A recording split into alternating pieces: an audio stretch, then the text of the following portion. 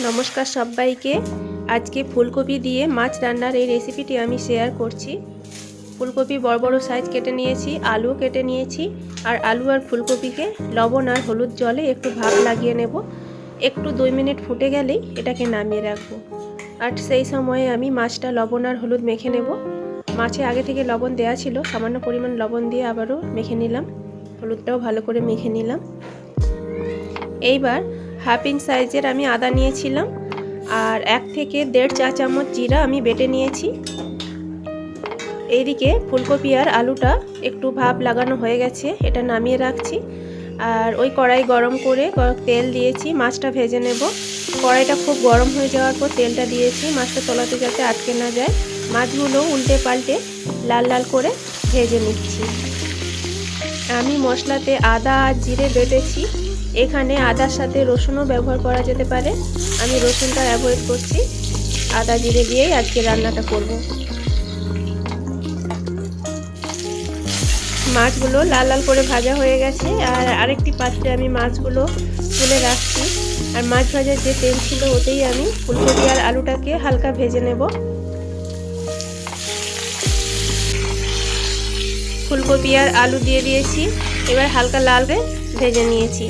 এটাকে ভেজে নেওয়ার পর এটাকেও আরেকটি পাত্রে তুলে রাখবো। আর ওই কড়াইতে 1 থেকে 2 টেবিল চামচ তেল দিয়ে তেলের ওপরে 1 চা চামচ হলুদ আর আদা জিরা বেটে রেখেছিলাম ওইটা দিয়ে কষে নেব। তারপরে আমি 1 চা চামচ লঙ্কার গুঁড়ো দিয়েছি, এটাকেও ভালো করে কষিয়ে নেব। আর একটু লঙ্কার গুঁড়ো দিয়ে দিলাম আর জল দিয়ে দিয়েছি যাতে মশলাটা তলাতে লেগে না যায়। এইবার দিচ্ছি একটা বড় সাইজের টমেটো কুচি, এটাকেও নাড়াচাড়া করে একটু 2 মিনিটের মতো ঢেকে রেখে দেব। টমেটোটা তাড়াতাড়ি নরম হয়ে যাবে।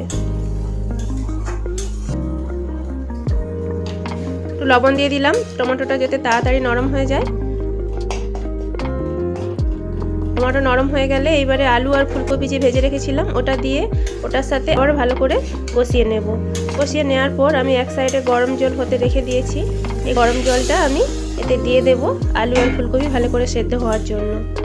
এবার ঢেকে রান্না করব।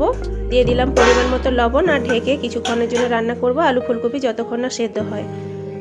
আলু আর ফুলকপি সেদ্ধ হয়ে গেছে। এবার ভেজে রাখা মাছগুলো আমি এতে দিয়ে দেব। আর ভেজে রাখা মাছগুলো দিয়ে কিছুক্ষণ ফুটিয়ে নেব।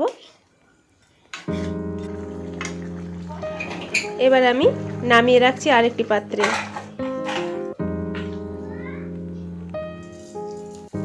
আবার এটি তড়কা লাগানোর জন্য তেলের ওপর দিয়ে দিলাম 5 ফোড়ন, তেজপাতা, শুকনো লঙ্কা, পেঁয়াজ।